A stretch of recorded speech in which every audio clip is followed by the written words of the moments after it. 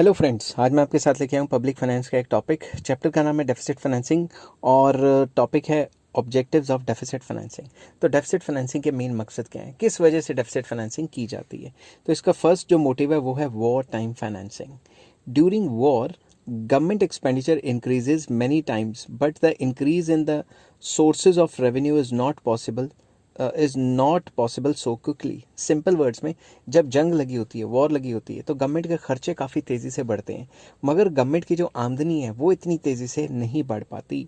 Therefore the government is left with only one alternative, that is to borrow from the central bank of the country. तो government के पास एक ही तरीका बच जाता है, एक ही जरिया बच जाता है कि वो सेंट्रल बैंक, जो कंट्री का हेड बैंक है इंडिया में, जो आरबीआई है, उससे लोन ले ले। The central bank, that is RBI, has to print notes for this purpose. इस पर्पस के लिए जो सेंट्रल बैंक है या इंडिया में जो आरबीआई है, उसको नए नोट छापने पड़ते हैं, which results into expansion of credit money, जिसकी वजह से पैसा इकोनॉमी में ज़्यादा आ जाता है, क्रेडिट मनी, लोन मनी बढ़ जाता है इकोनॉमी में। The amount of deficit financing depends upon magnitude of the duration of war. कितना नोट छापना है, कितनी डेफिसिट फाइनेंसिंग करनी है, कितना सरकार को घाटा होगा, वो किस पे डिपेंड करता है, ड्यूरेशन ऑफ वॉर, कितनी लंबी लड़ाई चलेगी। जितना लंबा लड़ाई चलेगी उतना ही ज़्यादा नोट छापेगी, ठीक है ना। नेक्स्ट आ जाता है रेमेडी फॉर डिप्रेशन और अनएम्प्लॉयमेंट। ये किसने कहा था, केन्स ने।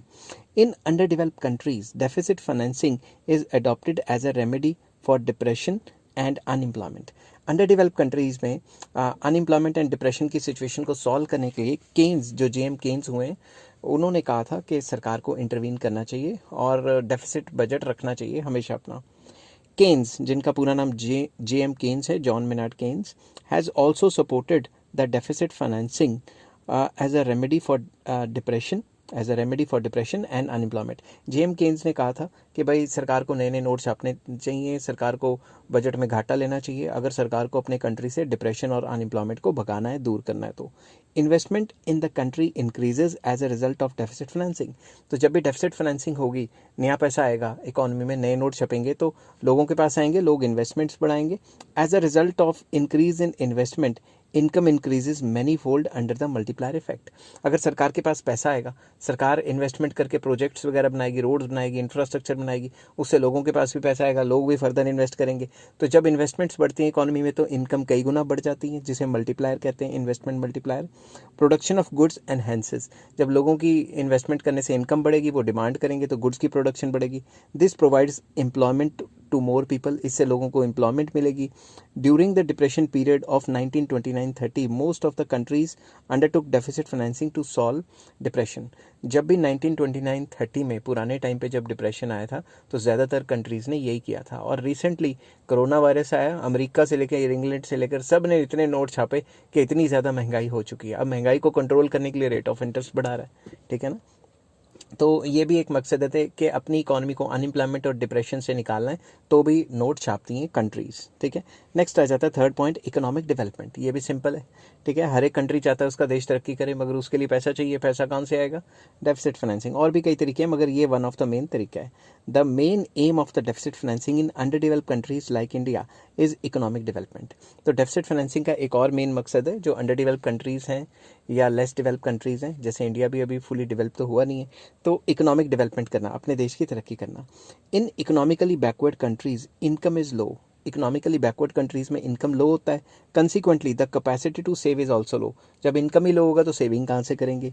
Capital formation is low because of low savings and economic development stops because of the absence of sufficient capital. जब देखो इन्वेस्टमेंट ही नहीं होगी, इनकम ही नहीं होगी, सेविंग ही नहीं होगी, तो ये जो सारा विशियस सर्कल है यही सफ़र करेगा।